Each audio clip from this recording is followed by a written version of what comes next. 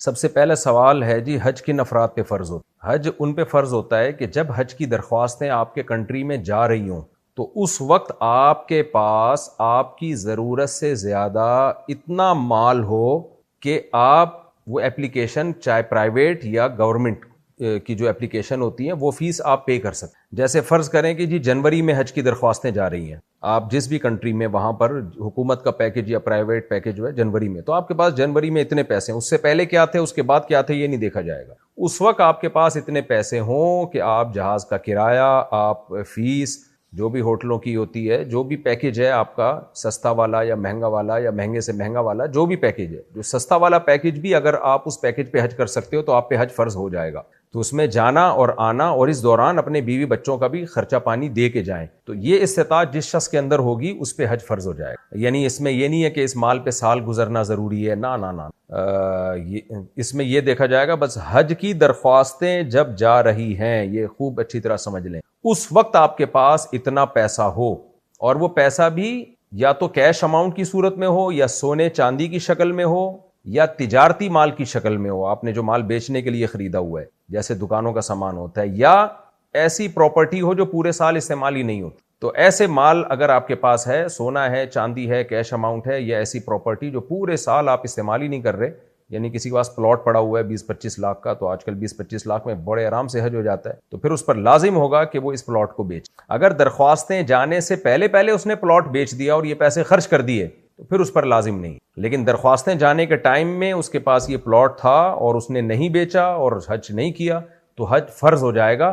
پھر یہ فرضیت کبھی ساقط نہیں ہوتی، اگلے سال اس کو کرنا پڑے گا، اگلے سال نہیں کیا تو اگلے سال کرنا پڑے گا، پیسے ختم بھی ہو گئے تو بھی فرض رہے گا اس کے اوپر، پھر اس پر لازم ہوگا کہ وہ وصیت کرے کہ بھئی میرے مال میں سے 1/3 میں سے حج کیا جائے، تو اس طرح سے حج فرض ہوتا ہے۔ اچھا، حج جو ہے یہ ایک سوال ہے جی، حج اور عمرے میں کیا فرق ہے اور حج کا طریقہ کیا ہے؟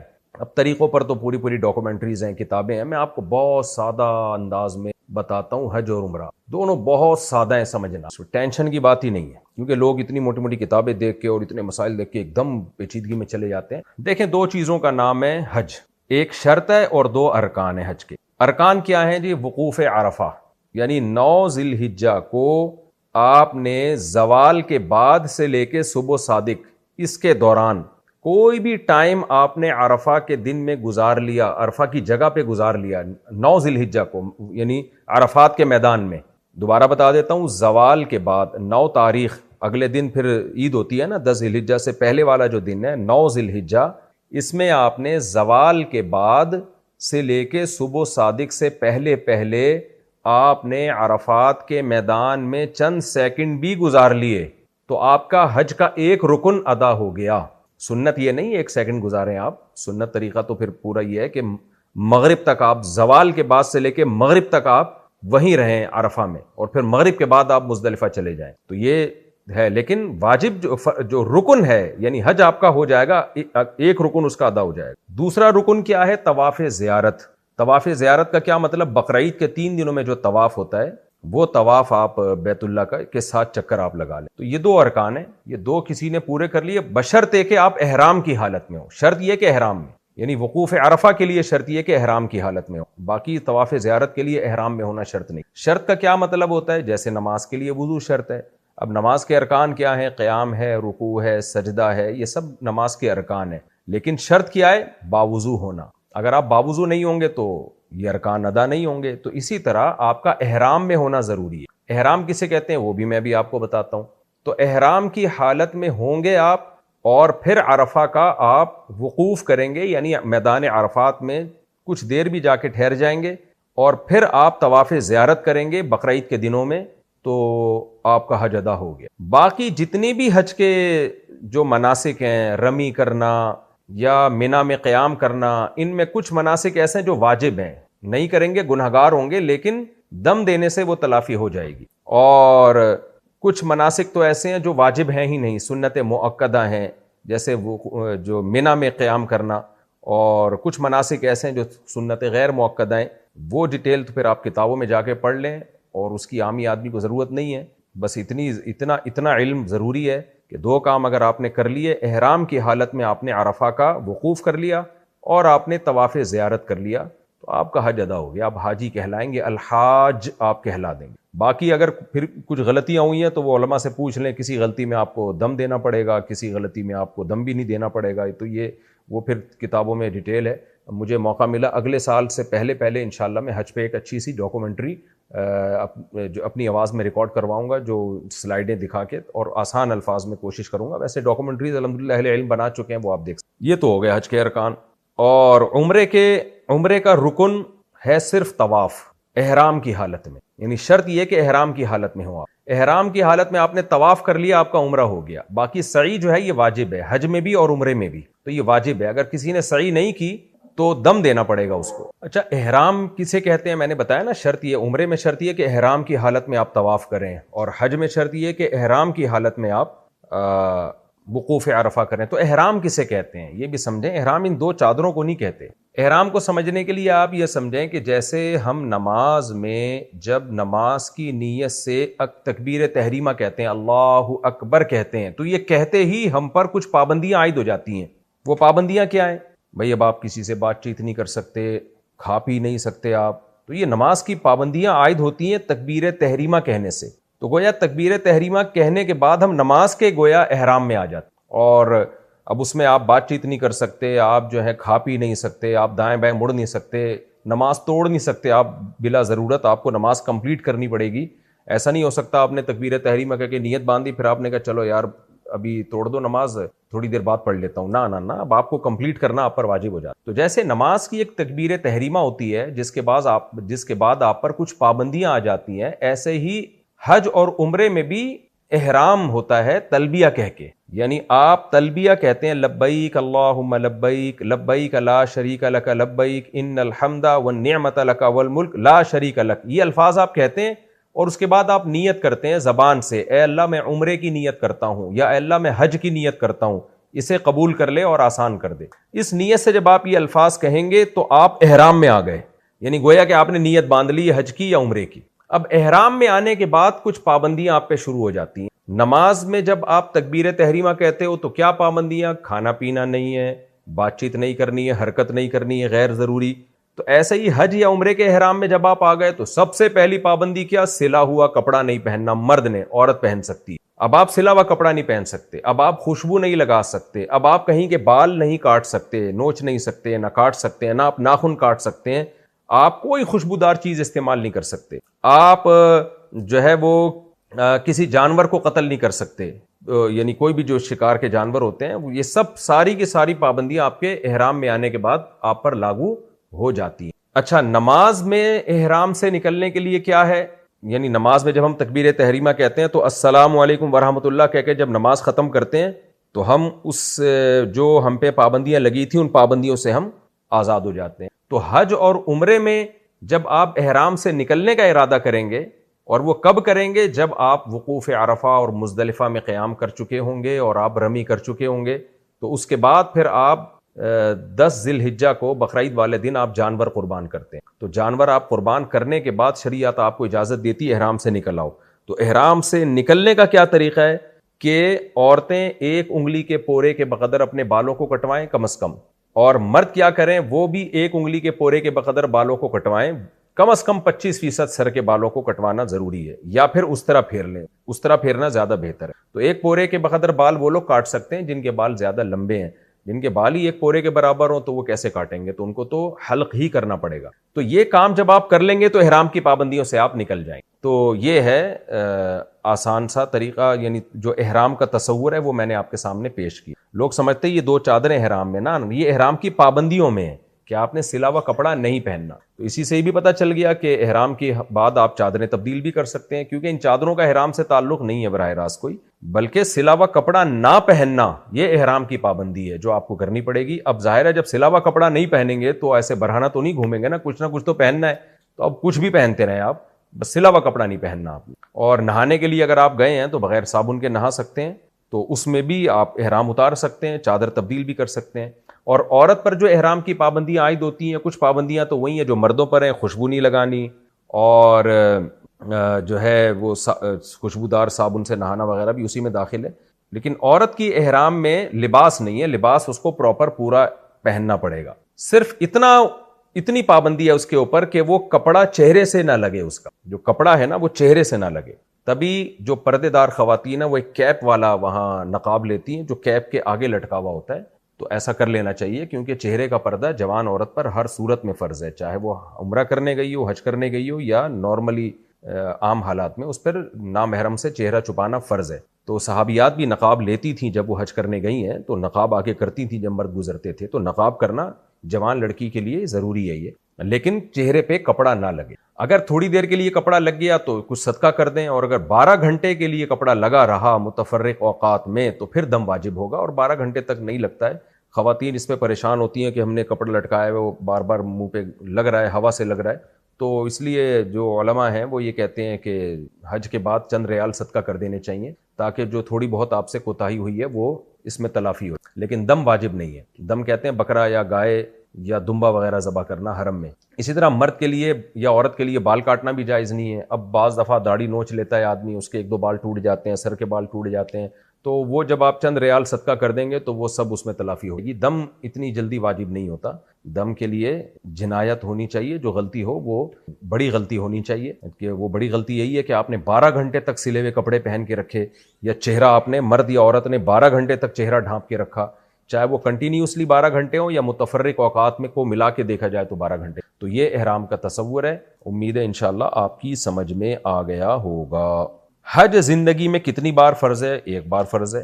حج عمرے میں کیا فرق ہے؟ میں نے بتا دیا. حج میں 2 بڑے ارکان ہیں، وقوف عرفہ اور طواف زیارت.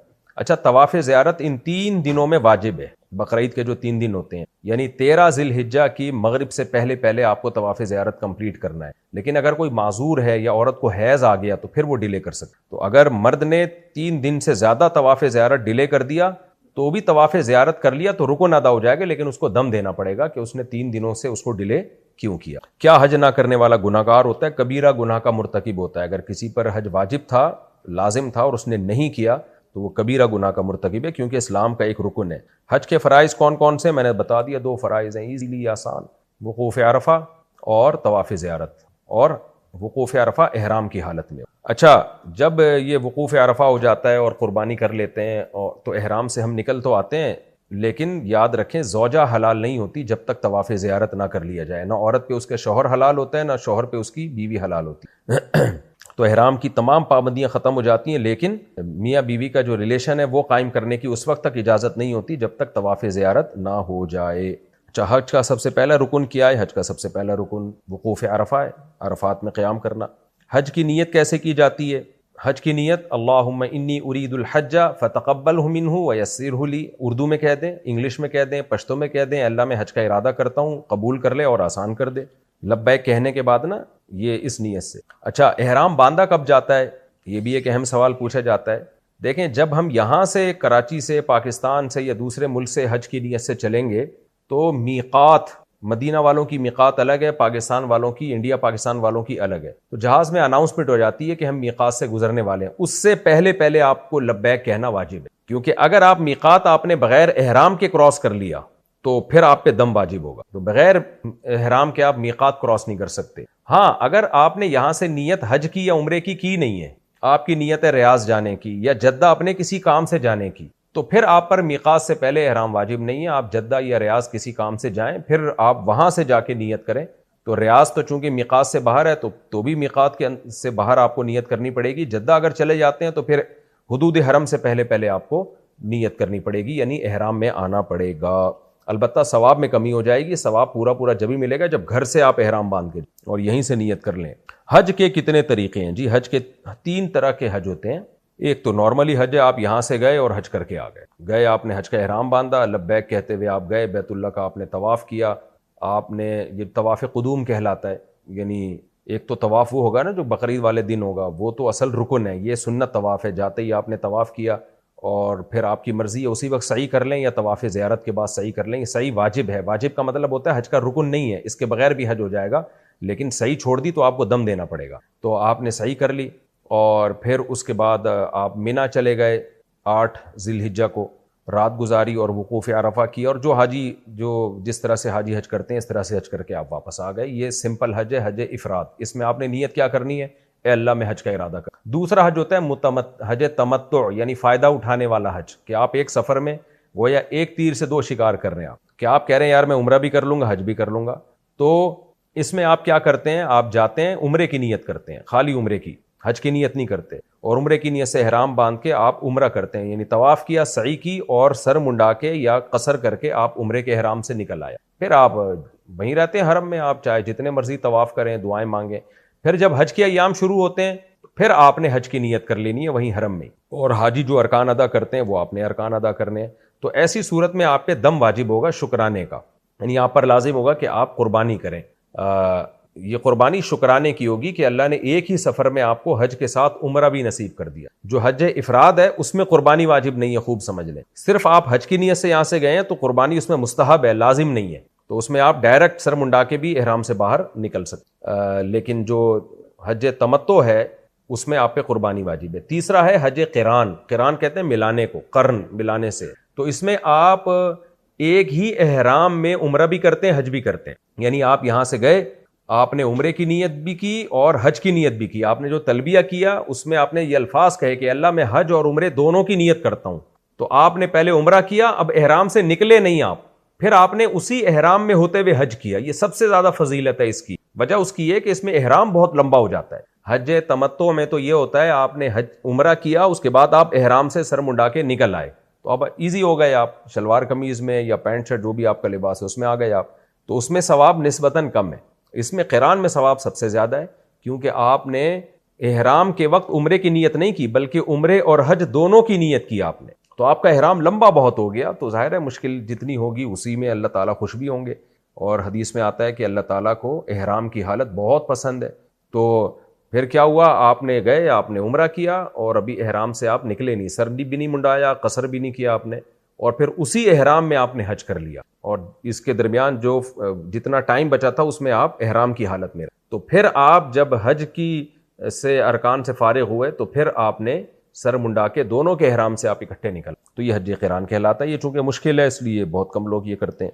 نارملی جو ہمارے ہاں رواج ہے وہ حج تمتع کا ہے، کہ لوگ جاتے ہیں، پہلے عمرہ کرتے ہیں، احرام سے باہر آتے ہیں، پھر لائف کو انجوائے کر رہے ہوتے ہیں، احرام کی پابندیوں سے باہر آ گئے، اور پھر اس کے بعد دوبارہ حج کا احرام باندھتے ہیں. تو حج افراد میں صرف حج ہوگا، اس میں قربانی نہیں ہے. حج تمتع اور قران دونوں میں دم شکر ہے، یعنی قربانی آپ کو کرنی پڑے گی، آپ پر قربانی واجب ہے. یہ مسئلہ بھی بہت زیادہ پوچھا جاتا ہے، جی حج کے دوران اگر حیض شروع ہو جائے، خواتین اس میں بہت بیچاری پریشان ہوتی ہیں. تو خوب سمجھ لیں حج کے کسی رکن کے لیے سوائے ایک رکن کے، طواف، باقی کسی رکن کے لیے پاک ہونا ضروری نہیں ہے. حالت حیض میں صفا مروہ کی سعی بھی جائز ہے، مینا میں قیام بھی جائز ہے، وقوف عرفہ بھی جائز ہے، وقوف مزدلفہ بھی جائز ہے. یہ سارے جو اعمال ہیں حج کے ادا ہو سکتے ہیں حالت حیض میں بھی، ناپاکی کی حالت میں بھی. صرف طواف نہیں ہو سکتا. تو اس لیے جب کسی خاتون کو مینسز آ جائیں تو وہ عمرے کا طواف بھی نہیں کر سکتی اور حج کا طواف بھی نہیں کر سکتی. اور اگر شدید مجبوری میں عمرے کا طواف کر لیا تو ایک دم دینا پڑے گا. وہ مجبوری کیا ہے؟ یہی ہے کہ بھائی اب حج شروع ہونے والا ہے، عمرہ اب کیسے اس کو ڈیلے کریں ہم، یا ابھی یعنی پاک ہونے کا انتظار کیا تو فلائٹیں واپس چلی جائیں گی، پورا قافلہ واپس چلے جائے گا، تو اکیلی کیسے رہیں گی وہ وہاں پہ.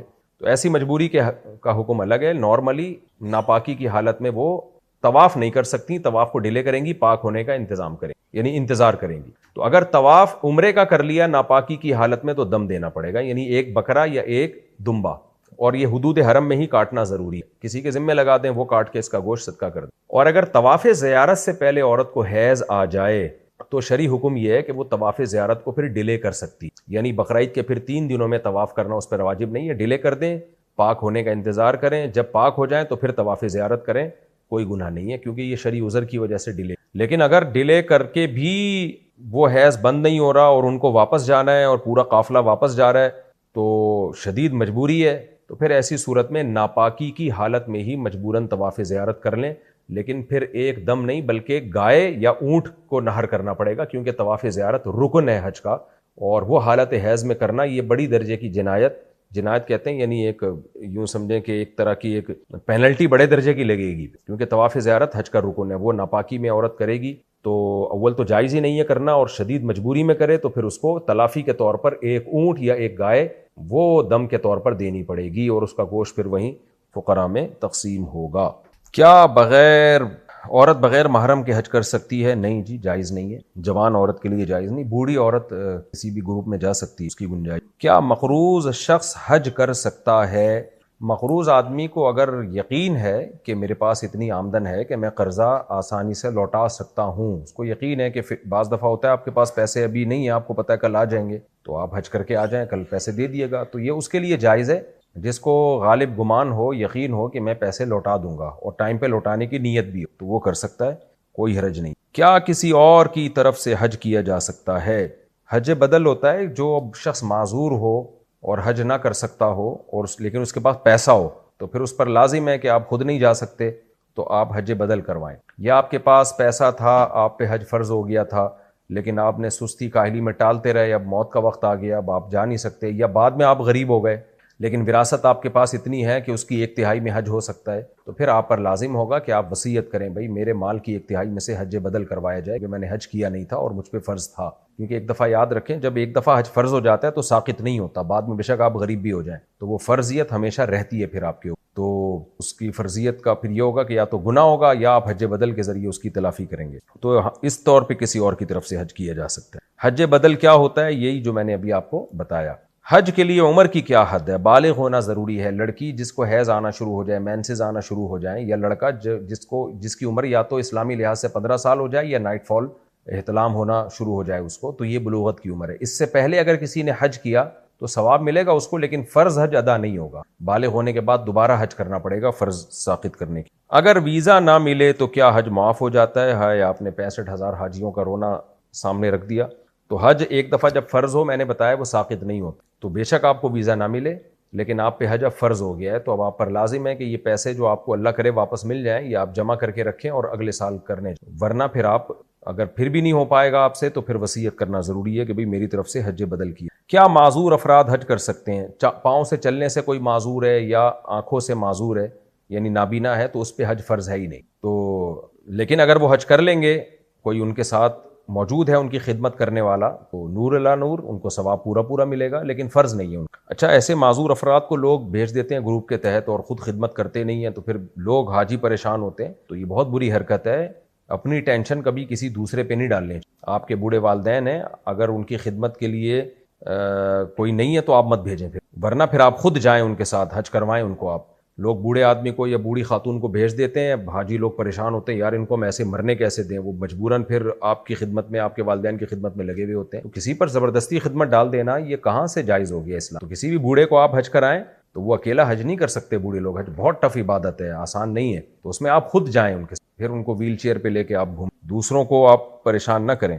ہاں، اجرت پہ کسی کو آپ نے رکھ لیا تو ایک الگ بات ہے، ملازمت پہ کہ بھئی ہم آپ کو پیسے دیں گے، آپ ہمارے ابا کو یہ حج کے سارے ارکان پورے کروا دیں. اگر ویزا نہ ملے تو کیا حج معاف ہو جاتے ہیں؟ بتا دیا جی کہ معاف نہیں ہوتا. احرام کب اور کہاں سے باندھا جاتا ہے؟ احرام باندھا جاتا ہے میقات سے پہلے جو یہاں سے جا رہے ہیں، میقات کے باہر سے جا رہے ہیں، اور جو میقات کے اندر ہی ہیں یا پہلے سے وہاں رہتے ہوں یا یہاں سے کسی کام سے گئے، مکہ جانے کی نیت نہیں تھی ان کی، جدہ یا ریاض جانے کی نیت تھی، کوئی کام تھا ان کو وہاں پہ، انہوں نے نیت کر لی، تو نیت حج کی نہیں کی انہوں نے، مکہ جانے کی نیت ہی نہیں کی، تو پھر ان پر احرام پہلے سے لازم نہیں ہوگا، پھر حدود حرم سے باہر وہ احرام باندھیں گے جانے کے لیے. میقات کیا ہوتی ہے؟ میقات وہ باؤنڈری ہے، وہ لائن ہے جسے جو بھی مکہ جائے گا، خوب سمجھ لیں، چاہے عمرہ یا حج کی نیت نہ بھی ہو، مکہ اللہ کا شہر ہے، تو اللہ نے اس کی ایک باؤنڈری بنا دی ہے. مدینہ والوں کے لیے الگ ہے، عراق والوں کے لیے الگ ہے، پاکستان والوں کے لیے الگ ہے. یہ چاروں طرف جو مکہ کے ملک ہیں نا، ان کے لیے الگ الگ باؤنڈری ہیں. تو اللہ نے بتا دیا کہ بھئی مکہ میرا شہر ہے، میرے شہر کوئی بھی آئے گا تو اس باؤنڈری کو اگر اس نے کراس کرنا ہے تو وہ احرام کے بغیر کراس نہیں کرے گا. تو احرام باندھ کے آئے گا اور پہلے میرے گھر کا طواف کرے گا، یعنی عمرہ کرے گا، اس کے بعد وہ احرام کھلے گا، پھر مکہ میں جہاں مرضی جائے وہ. تو یہ اللہ کے گھر کے کچھ آداب ہیں کہ اللہ نے مکہ والوں کے لیے، یعنی مکہ کے لیے یہ رکھا ہے کہ بھئی یہ میرا شہر ہے، تو یہاں جب آؤ گے تو پہلے میرے گھر کا طواف کرو گے اور پھر احرام سے نکلو گے، اس کے بعد جو مرضی کرنا ہے کرو. تلبیہ کیا ہے اور کب پڑھا جاتا ہے؟ دیکھیں، تلبیہ لبیک اللہم لبیک لبیک لا شریک لک لبیک ان الحمد والنعمت لک والملک لا شریک لک، ان الفاظ کو تلبیہ کہتے ہیں، یعنی لبیک کا مطلب اے اللہ میں بار بار حاضر ہوں۔ تو یہ پڑھا کب جاتا ہے؟ جب ہم حج یا عمرے کا احرام باندھتے ہیں۔ احرام باندھنے کا مطلب جب، جو میں نے ڈیٹیل سے بتایا، احرام کی پابندیوں میں آتے ہیں، نیت کرتے ہیں کہ اللہ میں حج یا عمرے کی نیت کرتا ہوں، تو اس وقت یہ تلبیہ پڑھا جاتا ہے اور پھر حج یا عمرے کی نیت کی جاتی ہے۔ اور یہ کب تک پڑھا جائے گا؟ عمرے میں جب تک طواف شروع نہیں کر لیتے اس وقت تک مسلسل تلبیہ پڑھنا سنت ہے، اور حج میں جب آپ احرام میں آتے ہیں اس وقت سے آپ شروع کریں گے، اور 10 ذی الحجہ یعنی بقرعید والے دن جو شیطان کو کنکری ماری جاتی ہے، اس کنکری مارنے تک، یعنی جب کنکری مارنا شروع کریں تو اس سے پہلے تلبیہ آپ ختم کر دیں، اور کنکری مارنے کے بعد پھر تلبیہ پڑھنا سنت نہیں۔ اور تلبیہ پڑھنے کے جو اوقات ہیں جو میں نے آپ کو بتایا کہ عمرے میں طواف شروع کرنے سے پہلے تک، اور حج میں 10 ذی الحجہ کے جمرہ عقبہ یعنی شیطان کو کنکری مارنے سے پہلے تک، یہ اتنی بڑی عبادت ہے کہ حضرات فقہاء نے بیان کیا کہ تلبیہ پڑھنے والے کو سلام کرنا بھی مکروہ اور ناپسندیدہ ہے، یعنی اس کو تلبیہ پڑھنے دیا جائے، اس کو مشغول نہ کیا جائے۔ تو اس وقت جتنا ہو سکے تلبیہ پڑھا جائے، سب سے زیادہ بہتر ذکر تلبیہ پڑھنا ہی ہے، چڑھائی چڑھتے ہوئے، اترائی پہ اترتے ہوئے، اٹھتے وقت، سوتے وقت، بار بار یہ الفاظ زبان سے دہرائے جائیں، لبیک اللہم لبیک، لبیک لا شریک لک لبیک ان الحمد والنعمت لک والملک لا شریک لک۔ مرد اونچی آواز سے تلبیہ پڑھیں گے اور خواتین آہستہ آواز سے۔ صفا اور مروہ کے درمیان سعی کیوں کی جاتی ہے؟ دیکھیں، حج ہو یا عمرہ ہو، اس میں صفا اور مروہ کی سعی یہ واجب ہے، ارکان میں داخل نہیں ہے۔ واجب کا مطلب نہیں کریں گے تو گنہگار ہوں گے اور دم دینا پڑے گا آپ کو، لیکن عمرہ یا حج ادا ہو جائے گا۔ یہ کیوں جاتی ہے؟ سیدہ ہاجرہ حضرت ابراہیم علیہ السلام کی زوجہ یہاں پر اللہ کے حکم پہ ٹھہری تھیں ان دو پہاڑیوں کے بیچ میں، اور اسماعیل علیہ السلام ایڑیاں رگڑ رہے تھے بھوک اور پیاس سے، تو حضرت ہاجرہ کبھی صفا پہاڑی پہ چڑھتی، پھر اس خوف سے نیچے آ جاتی کہ بچے کو کوئی جنگلی جانور نہ کھا جائے، کوئی نقصان نہ پہنچائے، پھر مروہ پہ چڑھتی، اوپر چڑھ کے دیکھتی کہیں پانی نظر آئے، پھر واپس نیچے آ جاتی۔ تو یہ 7 چکر حضرت ہاجرہ نے لگائے تھے، اور دونوں پہاڑوں کے بیچ میں وہ دوڑتی بھی تھیں۔ تو یہ اللہ کو عمل آپ کا اتنا پسند آیا، 7ویں چکر میں حضرت اسماعیل علیہ السلام کی ایڑیوں سے اللہ نے ایک فرشتے کو حکم دیا، انہوں نے پر مارا اور پانی کا چشمہ پھوٹ پڑا، جو آج تک لاکھوں کروڑوں اربوں انسان اس سے سیراب ہو چکے ہیں، مگر وہ پانی ختم ہونے کا نام نہیں لے رہا۔ تو ایک شاعر اللہ ہے، ایک یادگار ہے، جس کے زندہ کرنے کا اللہ نے ہمیں حکم دیا ہے کہ، اور یہاں دعائیں بہت قبول ہوتی ہیں صفا اور مروہ پہ۔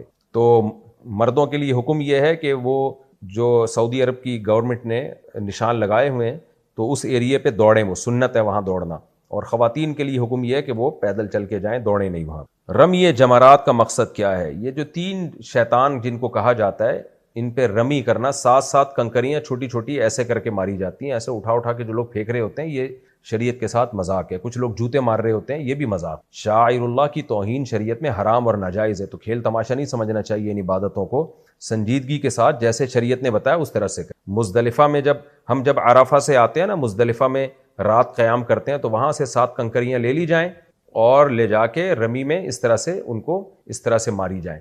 تو کوئی کسی نے اس طرح مار دی تو بھی ٹھیک ہے، کوئی فرق نہیں پڑتا اس سے۔ تو یہ جو 3 شیطان ہیں، یہ اصل میں شیطان نہیں ہیں، یہ وہ جگہ ہیں جہاں شیطان نمودار ہوا تھا ابراہیم علیہ السلام کو ورغلانے کے لیے کہ کیوں اپنے بچے کو لے جا کے ذبح کر رہے ہو، معصوم بچہ ہے، پیارا سا بچہ ہے، کیوں اس بچے نے کوئی جرم تھوڑی کیا جو تم اس کو کاٹ رہے ہو، ذبح کر رہے ہو۔ تو ابراہیم علیہ السلام کو جب شیطان بہکانے کے لیے آیا تو وہ سمجھ گیا کہ یہ شیطان ہے، تو آپ نے اٹھا کے اس کو 7 کنکریاں ماری تھی۔ تو 3 جگہ پہ وہ نمودار ہوا تھا، تو تینوں جگہ حضرت ابراہیم نے کنکریاں ماری، تو تینوں جگہ ایک نشان بنا دیا سعودی حکومت نے۔ تو وہ نشان شیطان نہیں ہے، وہ ایک جگہ ہے تاکہ وہ جگہ لوگوں کی نظروں سے اوجھل نہ ہو، اور اس کے گرد ایک باؤنڈری بھی بنا دی ہے تاکہ ہم جو کنکری ماریں تو وہ ادھر ہی رہے، وہ دائیں بائیں نہ جائے۔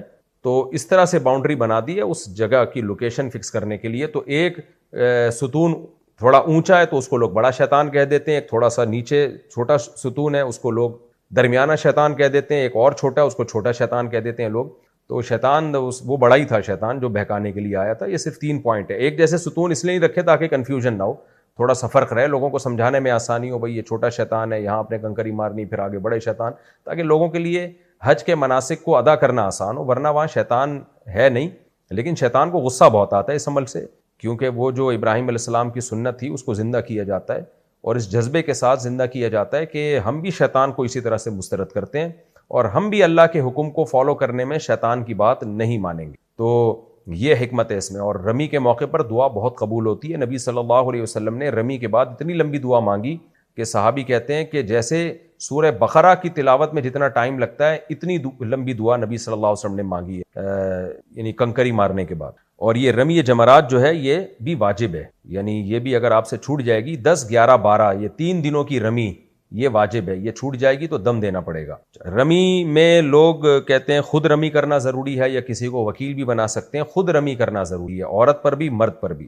وکیل وہ بنا سکتا ہے جو اتنا معذور ہو کہ رمی کرنا اس کے لیے بہت زیادہ مشکل ہو یا ناممکن ہو. تو بہت زیادہ مشکل ہے, اتنی شدید بیماری ہے کہ ممکن ہی نہیں ہے, تو پھر کسی اور کو وکیل بنایا جا سکتا ہے. عرفات کا دن حج کا سب سے اہم رکن کیوں ہے؟ بھائی وقوف عرفہ کیوں ہے یہ تو اللہ ہی جانتا ہے. ہمیں اللہ نے بتا دیا کہ عرفہ دیکھیں یہ واحد دن ہے, یعنی واحد جگہ ہے جہاں جتنے یعنی بیت اللہ کی زیارت کرنے والے لوگ ہیں نا وہ سارے کے سارے عرفہ میں قیام کر رہے ہو. یعنی اتنا بڑا کراؤڈ دنیا میں کہیں بھی نہیں ہوتا جتنا ایک دن میں عرفہ کے دن میں لوگ جمع ہو جاتے ہیں. اسلام کی ایک شوکت ہے, پھر اس میں آہوزاری ہے, اس میں عاجزی کے ساتھ انکساری کے ساتھ دھوپ میں کھڑے ہو کر اپنا سر مٹی میں رکھ کر دعائیں مانگنا.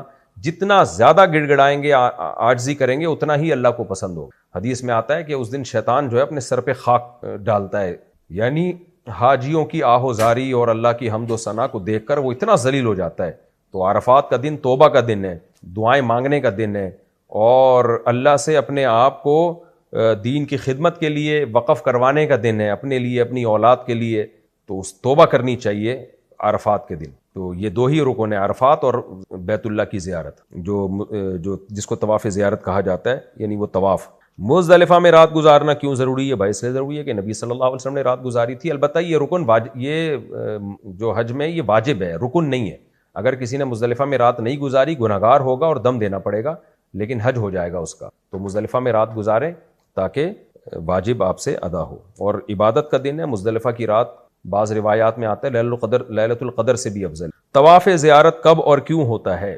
طواف زیارت ہے کیا اصل میں, اس کو سمجھیں. دیکھیں اللہ کا جو گھر ہے نا بیت اللہ, وہ سبب ہے اصل میں حج کا اور طواف زیارت کا. یعنی جو یوں سمجھیں کہ پورے سال جو بیت اللہ کا جو اوریجنل طواف ہے نا, جو جس کی سب سے زیادہ تاکید ہے, جس کی وجہ سے بیت اللہ قائم ہے گویا, تو وہ طواف زیارت ہے. اور اسی کی بیس پہ ہم پہ حج فرض ہوتا ہے. یعنی ہر عبادت کا ایک سبب ہوتا ہے. جیسے نماز کا سبب ہے اوقات کا داخل ہونا, ظہر کا وقت داخل ہوتا ہے تو ظہر کے وقت کی وجہ سے ہم پہ ظہر کی نماز فرض ہوتی ہے. جب ہم مشرق سے مغرب جہاز میں ٹریولنگ کرتے ہیں تو ظہر کا وقت داخل ہی نہیں ہوتا تو ہم پہ نماز بھی واجب نہیں ہوتی. یعنی بہت دیر کے بعد وقت داخل ہوتا ہے, بعض وقت داخل ہی نہیں ہوتا اور ہم اپنے مقام تک پہنچ جاتے ہیں. تو یہ جو اوقات ہیں نا یہ سبب ہیں عبادتوں کے. رمضان میں رمضان کا آنا سبب ہے. تو حج کا جو سبب ہے نا, حج کا ہم پہ حج واجب کیوں ہے؟ بیت اللہ کا وجود, کہ اللہ کا گھر ہے.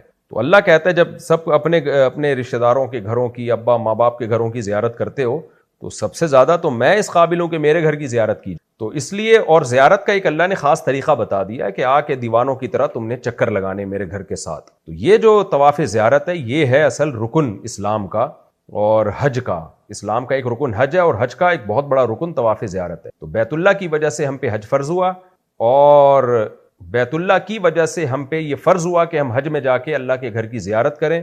اور زیارت کا طریقہ کیا ہے کہ اس طرح سے 7 چکر لگا. کیا احرام میں سلے ہوئے کپڑے پہنے جا سکتے ہیں؟ نہیں جناب, اگر آپ نے پہن لیے گناہگار بھی ہوں گے اور دم بھی واجب ہوگا. اگر 12 گھنٹے یا اس سے زیادہ ٹائم تک پہنے رکھے, اس سے کم پر ہیں تو کچھ صدقہ دینا واجب ہوگا.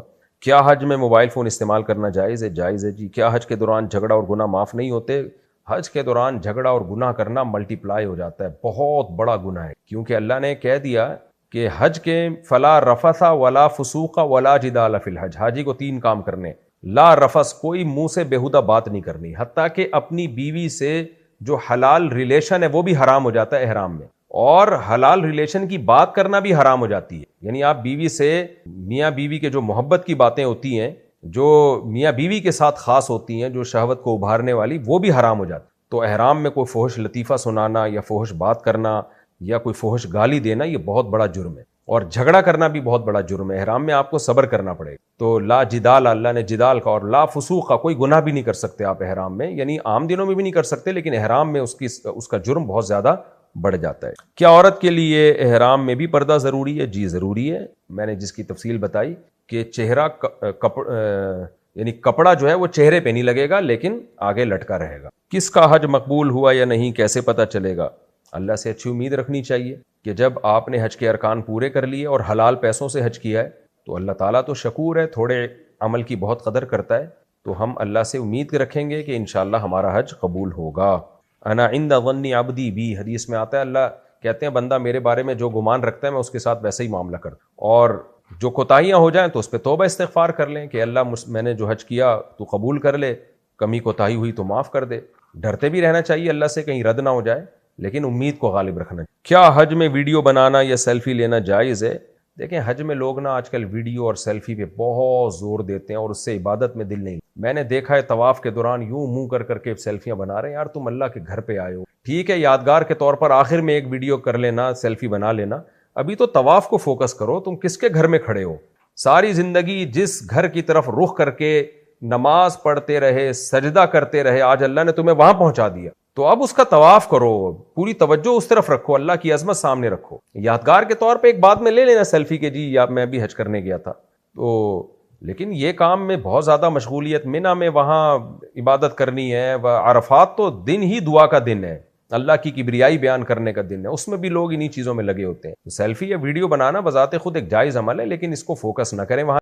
الحمدللہ نحمدہ ونستعینہ ونستغفرہ ونؤمن بہ ونتوکل علیہ ونعوذ باللہ من شرور انفسنا ومن سیئات اعمالنا من يهده الله فلا مضل له ومن يضلل فلا هادي له ونشهد ان لا اله الا الله وحده لا شريك له ونشهد ان محمدا عبده ورسوله صلى الله تعالى عليه وعلى اله واصحابه وبارك وسلم تسلیما كثيرا كثيرا. اما بعد فاعوذ باللہ من الشیطان الرجیم، بسم اللہ الرحمن الرحیم. کلا انا خلقناهم مما يعلمون فلا اقسم برب المشارق والمغارب انا لقادرون على ان نبدل خيرا منهم وما نحن بمسبوقین.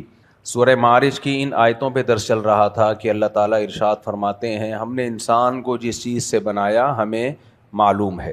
اس پر کئی ہفتے میں نے بات کی کہ انسان کو اس کی اوقات بتائی جا رہی ہے ان آیتوں میں کہ تمہیں ہم نے پانی کے قطرے سے بنایا ہے، اور اوقات وہاں یاد دلائی جاتی ہے جہاں انسان اوقات بھول جاتا ہے. اس کی میں کئی بار مثالیں دے چکا ہوں کہ ایک شخص پہ آپ نے احسان کیا، وہ آپ ہی کے سامنے آنکھیں دکھانے لگے تو پھر اوقات یاد دلائی جاتی ہے. بھائی تو سائیکل پہ ہوتا تھا، ابے ہمیں یاد ہے تیرے پاس کھانے کو روٹی نہیں ہوتی تھی اور تو آج ہماری آنکھوں میں آنکھیں ڈال کے بات کر رہا ہے. تو اللہ تعالیٰ بھی انسان کو اس کی اوقات یاد دلاتے ہیں کہ تم پانی کا قطرہ تھے. ماضی میں دیکھو کچھ سال پہلے تک غلیظ پانی تھے، اس پانی میں کیسے جان ڈال کے ہم نے تمہیں انسان بنا دیا، اور انسان بنایا اب تم اپنی اوقات بھول گئے ہو. کیسے بھول گیا انسان اپنی اوقات؟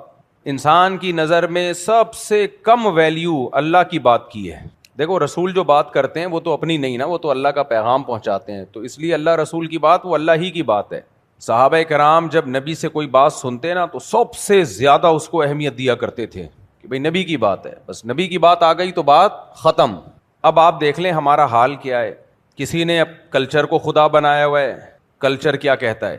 کسی نے خواہشات کو خدا بنایا ہوا ہے، کسی نے بیوی کو خدا بنایا، کسی عورت نے شوہر کو خدا بنایا، کسی نے باپ کو خدا بنایا، کسی نے اولاد کو خدا بنایا، کسی نے مغربی کلچر کو خدا بنایا. یہ تو میجورٹی اب یہی کر رہی ہے کہ جو وہ ہیں وہی ہم ہیں. جو پڑھے لکھے لوگ ہیں نا وہ چونکہ ایجوکیشن وہیں سے لے رہے ہیں، تعلیم ساری وہیں سے لے رہے ہیں، تو وہ انہی کو باپ بنا لیتے ہیں، انہی کی صبح و شام تعریفیں کرتے ہیں. جب آپ کسی قوم کی صبح و شام تعریفیں کرو اس کا مطلب وہ آپ کے لیے قابل تقلید ہیں، پھر تو وہی ہو گیا نا، اس کو آپ نے خدا بنا لیا، اسی کو فالو کرنا ہے.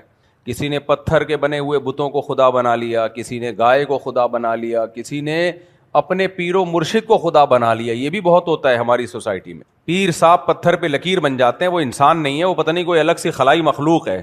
وہ اتنا عجیب بنا دیتے ہیں پیر صاحب کو. بھائی پیر ہے یار، وہ اس کو پہلے مفتیوں سے فتویٰ لو. بعض پیر ایسے ہیں جو میرے پیچھے نماز نہیں پڑھتے، وہ کہتے ہیں یہ ویڈیو بناتا ہے اس لیے اس کے پیچھے نماز جائز نہیں ہے. پھر کہتے ہیں ان کے یہاں خواتین میں تراویح آتی ہیں، بے پردگی ہوتی ہے، اس لیے اس کے پیچھے نماز جائز نہیں ہے. ظرف تھوڑا بڑا کر لو. ظرف کیا کر لو؟ ہمارے یہاں خواتین میں تراویح میں خواتین آتی ہیں، تراویح میں ہو سکتا ہے بے پردگی بھی ہوتی ہو، لیکن اس کی میں کئی بار ریزن بیان کر چکا ہوں کہ اس زمانے میں دو چیزیں دیکھنی ہیں آپ نے. بے پردگی ایک، یہ بھی فتنہ ہے. دوسرا فتنہ یہ کہ خواتین کو گھر میں بالکل بند کر دیا جائے، اس میں بھی فتنہ ہوگا.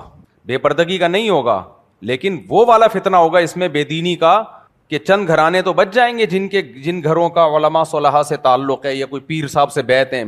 میجورٹی کا کیا ہوگا؟ ہمارے ہاں بعض لوگ دیکھ رہے ہوتے ہیں اس 1% طبقے کو جس 1% کا علماء سے تعلق ہوتا ہے, اس 99% کو نہیں دیکھتے جس کا علماء سے تعلق نہیں ہے. تو ہم نے دین 99% میں کرنا ہے, وہ اپنے چند مخصوص مریدوں کو لے کے بیٹھنا ہے جو خانقاہوں میں محاسبے مراقبے کر کے سلوک کے 18ویں منزل پہ پہنچے ہوئے ہیں, 17ویں منزل پہ پہنچے ہوئے ہیں. اگر 4 آدمیوں کو لے کے جنت میں جانا ہے پھر یہ ٹھیک پیکیج ہے. بعضوں نے میرے پیچھے نماز پڑھنا چھوڑ دی, یار ان کیا خواتین آ رہی ہیں بیان میں, سوری ادھر تراویح میں خواتین آ رہی ہیں, تو کیا ہو گیا ہے؟ آپ رائے سے اختلاف کرو لیکن کسی کی نیتوں پہ شک کرنا کہ یہ بے دین ہو گئے ہیں, ان کو دین کا. بعض لوگ مجھے یہ بھی کہتے ہیں اپنے پیر و مرشد کے طریقے سے ہٹ گئے ہیں, مفتی رشید احمد صاحب کے طریقے سے, کیونکہ مفتی رشید احمد صاحب رحمۃ اللہ علیہ تو پردے میں بہت سخت تھے, واقعی سخت تھے, مضبوط تھے, سخت نہیں مضبوط. پردہ ایسا ہی ہونا چاہیے جیسا مفتی رشید احمد صاحب کرایا کرتے تھے. لیکن کیا زمانے کے بدلنے سے حکام تبدیل نہیں ہوتے؟ کیا کلمہ ہم نے حضرت مفتی رشید احمد صاحب کا پڑھا ہے یا کلمہ ہم نے اللہ رسول کا پڑھا ہے؟ دیکھو میں اس کی ایک مثال دیتا ہوں, کیونکہ یہ آج کل مجھ پہ بہت زیادہ شروع ہو گئے ہیں, جو خاص طور پہ جو پیر و مرشد ٹائپ کے لوگ ہیں نا وہ زیادہ کر رہے ہیں یہ, کیونکہ ان کے ہاں خانقاہوں میں بہت پردہ ہوتا ہے, بہت سخت SOPs ہوتی ہیں, تو وہ جب دیکھتے ہیں کہ یہاں وہ SOPs نہیں ہیں تو وہ پھر باتیں کرنا شروع ہو جاتے ہیں. بھائی دین ایک خانقاہ کے لیے چند مریدوں کے لیے نہیں ہے. کچھ لوگ کوانٹٹی کو فوکس, کوالٹی کو فوکس کرتے ہیں, 4 آدمی بنے لیکن بہت نیک بنے, لیکن کوانٹٹی کے ساتھ ساتھ کوالٹی کے ساتھ ساتھ کوانٹٹی بھی تو ہے نا, کہ آپ زیادہ لوگوں کو دین پہ لے کر آؤ. تو اس میں جو شریعت کی بنیادیں ہیں ان پہ تو کمپرومائز نہیں ہوگا, لیکن جو طریقہ ہے اس میں لچک پیدا کی جائے گی, اس میں لچک پیدا کی جائے گی. اب میں آپ کو ایک مثال سے سمجھاتا ہوں. نبی کریم صلی اللہ علیہ وسلم کی صحیح حدیث ہے, لا تمنعوا اماء اللہ من المساجد, بخاری کی حدیث ہے, عورتوں کو مسجد میں آنے سے مت روکو. یہ حدیث ہے نبی صلی اللہ علیہ وسلم کی. آپ مجھے بتاؤ, میں ان لوگوں سے پوچھتا ہوں, ایک تو علماء اختلاف کرتے ہیں نا, وہ کہہ سکتے ہیں بھائی اس کی رائے ٹھیک نہیں ہے, اختلاف 100 دفعہ کیا جائے گا, ہم کیا, ہماری حیثیت کیا. ایک ہے نیتوں پہ شک کرنا کہ یہ بے دین ہو گئے ہیں, انہوں نے عورتوں کو آنے کی اجازت دے دی ہے, ان کا اب دین سے تعلق نہیں رہا ہے, یہ مفتی رشید احمد صاحب کے طریقے سے ہٹ چکے ہیں, یہ چونکہ مشہور ہو گئے ہیں, مشہور ہونے کے بعد اوقات بھول گئے ہیں, یہ اعتراض ہو, تبھی تو کوئی میرے پیچھے نماز پڑھنا چھوڑے گا. کیا خیال ہے؟ ورنہ صرف علمی اختلاف کی بیس پہ کوئی نماز تھوڑی چھوڑتا ہے کسی کے پیچھے. اب میں آپ سے ایک سوال پوچھتا ہوں, نبی صلی اللہ علیہ وسلم کی بخاری کی حدیث ہے, لا تمنعوا اماء اللہ من المساجد, اللہ کی بندیوں کو مسجد میں آنے سے مت روکو. یہ بخاری کی حدیث ہے. اس کے باوجود امام ابو حنیفہ رحمہ اللہ کا فتویٰ کیا ہے کہ امام صاحب نے فتویٰ دیا کہ ہمارے زمانے میں عورتوں کو مسجد میں آنے کی اجازت نہیں ہے. تو کیا ہم امام حنیفہ سے بدگمان ہوئے ہیں کہ بھائی انہوں نے حدیث کی مخالفت کر دی؟ انہوں نے کہا کہ زمانے کے احکام, کچھ احکام ایسے ہوتے ہیں شریعت میں, سب احکام نہیں, کہ وہ زمانے کی وجہ سے تبدیل ہو سکتے. انہوں نے دیکھا کہ جب اس زمانے میں عورتیں وہ والا پردہ نہیں کر رہی جیسے پردہ کرنے کا حکم ہے اور فتنے کا اندیشہ ہے, تو انہوں نے فتویٰ یہی دیا کہ منع کیا جائے گا خواتین کو. صرف امام صاحب اکیلے نہیں, اور بھی بہت سارے مجتہدین ہیں. سیدہ عائشہ رضی اللہ تعالیٰ عنہ کی بخاری ہی میں حدیث موجود ہے, لو کان النبی رأى ما رأینا لمنع نساءنا کما منعت نساء بنی اسرائیل. سیدہ عائشہ فرماتی ہیں کہ اگر نبی ہمارے زمانے کی عورتوں کو دیکھ لیتے تو ان کو مسجدوں میں آنے سے روک دیتے. اب سوچو سیدہ عائشہ کے دور کی خواتین کا یہ حال ہے کہ وہ فرما رہی ہیں کہ عورتیں ان SOPs پہ عمل نہیں کر رہی ہیں, ان پابندیوں پہ عمل نہیں کر رہی ہیں جن پابندیوں کے ساتھ ان کو مسجد میں آنے کی پرمیشن ملی تھی. لہذا نبی ہمارے زمانے کی عورتوں کو دیکھ لیتے تو منع کر دیتے. تو امام حنیفہ نے بھی اسی کے حساب سے فتویٰ دیا, بھائی یہ زمانہ وہ زمانہ ہے جس میں فتنہ اور فساد پھیل رہا ہے, کوئی مسجد میں آنا فرض واجب تو ہے نہیں. تو اب مجھے ایک بات بتاؤ, کوئی امام ابو حنیفہ سے بدگمان ہو سکتا ہے؟ توجہ ہے نا آپ لوگوں کی. کوئی یہ کہہ سکتا ہے کہ انہوں نے حدیث کی مخالفت کی ہے؟ نہ, ہم کہیں گے بھائی ان کا مقصد حدیث کی مخالفت نہیں ہے, ان کا مقصد امت کو فتنے سے بچانا ہے, کیونکہ خواتین پابندی نہیں کر رہی ہیں. یہی تعویل کریں گے کہ نہیں کریں گے؟ اب اگر اس دور میں کوئی امام حنیفہ کے پیچھے نماز پڑھنا چھوڑ دے, کیا بھائی حدیث میں تو آتا ہے آئیں, اور یہ کہہ رہے ہیں کہ نہیں آئے, تو ہم یہ کہیں گے کہ ان مولوی صاحب کا ظرف بہت چھوٹا ہے. امام شافعی نے حکم دیا کہ آئیں گی مسجد میں, یعنی اجازت ہے آنے کی. امام حنیفہ نے کہا اجازت نہیں ہے. دونوں کے بارے میں ہمارا ظرف چھوٹا ہے یا بڑا ہے؟ بولو نا, یہ میں کچھ دینداروں کو کچھ چیزیں سکھا رہا ہوں, یہ سمجھیں. کہیں گے بھائی دونوں کا ظرف, دونوں کی نیت ٹھیک ہے. ایک نے اس پہلو کو دیکھا کہ آنے میں فتنہ زیادہ ہے, ایک نے اس پہلو کو دیکھا کہ بھائی فتنہ ہے یا نہیں ہے, یہ ان کا ہیڈیک ہے, نبی نے جب اجازت دی تو ہم دونوں سے کیا ہیں, کسی کی نیت پہ شک کرتے ہیں ہم. یا حنفیوں نے فتویٰ دیا ہو کہ امام شافعی کے پیچھے نماز جائز نہیں ہے, امام شافعی نے فتویٰ دیا ہو کہ جو ابو حنیفہ کو فالو کرتے ہیں ان کے پیچھے نماز جائز نہیں, ایسا کوئی فتویٰ دیا نہیں دیا. وجہ کیا ہے بھائی, دونوں کی کوئی نہ کوئی لاجک بنتی ہے. اب میں ایک بات کہہ رہا ہوں, خاص طور پہ جو فقہ حنفی سے تعلق رکھنے والے لوگ ہیں وہ میرے مخاطب ہیں اس وقت. ہمارے پاکستان میں جو زیادہ تر مشائخ اور پیر و مرشد ہیں تو حنفی ہیں نا, جو میرے پیچھے نماز نہیں پڑھتے ان سے بات کر رہا ہوں میں, جو مجھے کہتے ہیں کہ اس نے عورتوں کو اجازت دے دی, ویڈیو بنا رہا ہے, فلانا ڈمکانا. تو ان کا خیال یہ, جب ہم امام حنیفہ کے بارے میں ظرف بڑا رکھتے ہیں, حالانکہ ان کا قول بظاہر حدیث کے خلاف جا رہا ہے, تو میں نے اگر امام حنیفہ کے قول کے خلاف فتویٰ دے دیا, اور قول کے خلاف نہیں, یہ کہہ کے فتویٰ دے دیا کہ اگر امام ابو حنیفہ اس دور میں ہوتے تو وہ بھی خواتین کو اجازت دے دے کہ کم از کم تراویح میں اور جمعے میں آ جائیں, تو اس میں کون سی قیامت آ گئی بھائی؟ کیا خیال ہے؟ آپ کہہ سکتے ہو واہ بھائی واہ, عجیب بات ہے. اس دور میں فتنہ ہو رہا ہے جب امام حنیفہ کا دور ہے, اور یہ 15ویں صدی جس میں خواتین پردے کا نام و نشان نہیں ہے, جنازے میں بھی بیوٹی پارلر سے تیار ہو کے جا رہی ہیں. خواتین کسی کا جنازہ ہونا اس میں بھی بن ٹھن کے جا رہی ہوتی ہیں, رونے میں بھی احتیاط کر رہی ہوتی ہیں وغیرہ وغیرہ. میں زیادہ خواتین کے لوگ میری میمز بننا شروع ہو جاتی ہیں. سیٹنگیں ہو رہی ہیں کماری لڑکیوں کی, لڑکوں کی جنازوں میں, تو کیا مسجدوں میں نہیں ہوں گی یہ سیٹنگیں؟ تو یہ کیسا فتویٰ مولوی طارق مسعود دے رہا ہے کہ تراویح اور جمعے کی نماز میں خواتین کو آنے کی پرمیشن ہے. جمعے کی نماز میں اس لیے کہ بیان ہوتا ہے, ایک شاعر اسلام میں سے ہے جمعہ, اور تراویح میں اس لیے کہ قرآن سن لیتی ہیں, اس بہانے 20 رکعت تراویح پڑھ لیتی ہیں, اس کے بعد درس قرآن میں شریک ہو جاتی ہیں.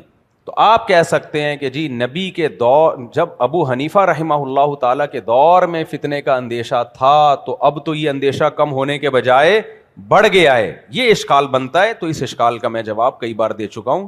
دیکھو اس زمانے میں جو فتنہ ہے نا, بے پردگی کی وجہ سے ہونے والے فتنے کا اندیشہ تو بڑھ گیا ہے, لیکن ایک اور فتنے کا اندیشہ نہ آنے میں اور زیادہ بڑھ گیا ہے. وہ دین سے ہی گئی, الحاد, کفر, خدا کا انکار.